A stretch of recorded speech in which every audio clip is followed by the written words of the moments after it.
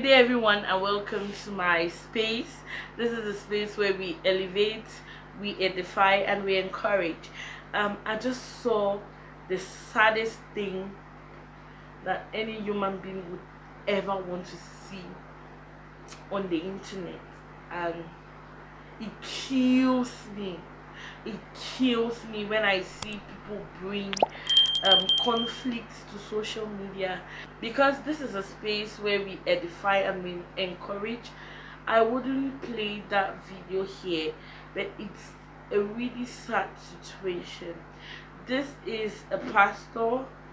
He meets, something happens, his wife cheats, and he meets them, and the first thing the pastor can think of is going live.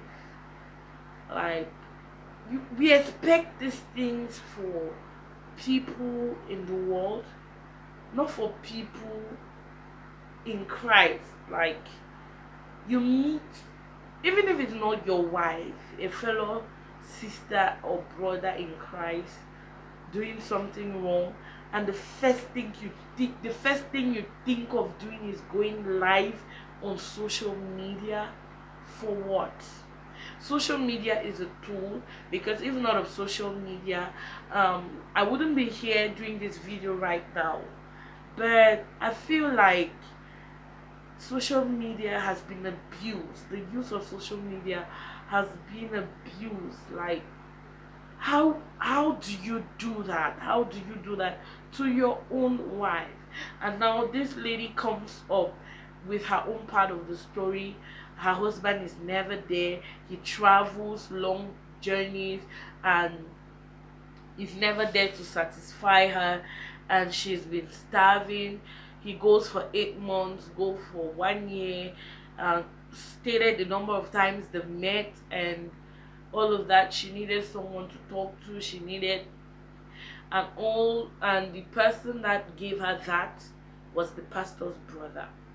Okay, you see why I always say that pastor's wife, please take your marriage seriously. Take your marriage as serious as you take your ministry. Take your marriage seriously. It's so sickening that something like this will be online. It is sickening. Like, it is disgusting, to be honest with you. And if you're a pastor, you're a pastor's wife right now, you come across this video, stop it. Stop bringing the business of a pastoral family online. Stop it. Imagine 12 years from today, the children of this woman watching that. No, that's the height of it. The height of it. I'm not here to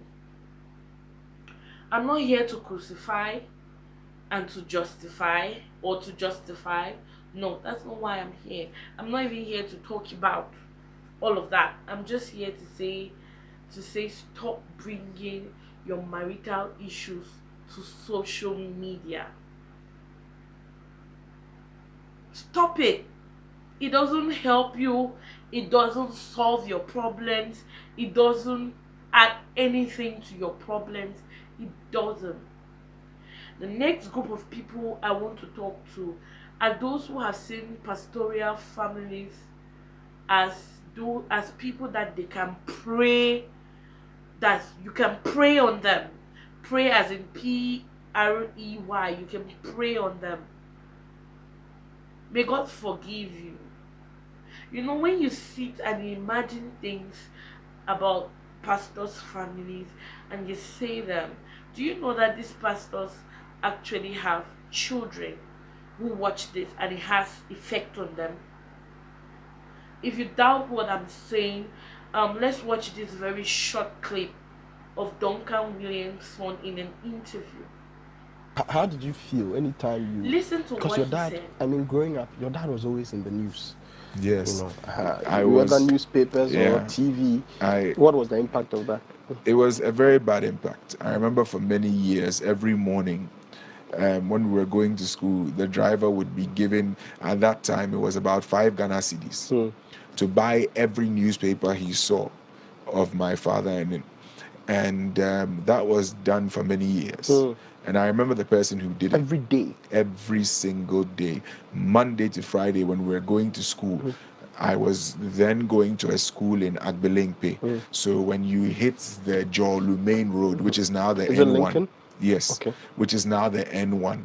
I first started at Faith Montessori, Okay. and then I moved. But when you hit the N1, from the beginning of the road all the way to Agbelempe, they would be selling newspapers. And every newspaper we saw our father's face on, the driver was to buy. And, Why? they wanted to see what was being said now. It's like every day there was a new story. Every single day there was a new story. And, when we went to school, teachers would talk. Other children would talk. Other people's children would talk. I remember one day it got so bad I was crying. They had to take me home. And so that some of those experiences were traumatizing, and still are. And you hope they never come back. And that is why I'm not big on media. Although I understand it, I went to school, I know how it works. I don't really use it as a tool because when we were growing up, I saw the detriments of it, and so it's a past experience. It's behind us, but it's an experience I wish I never had. Yeah. I mean, Can you hear that? This young child, on his way to school, when he always saw his father's face on the newspaper, it was embarrassing. Please, can we, I don't know why it's like men of God now sell. I don't know what's happening. But please, let's stop it. Let's stop it. It has terrible effects on the children of these men of God that we talk about.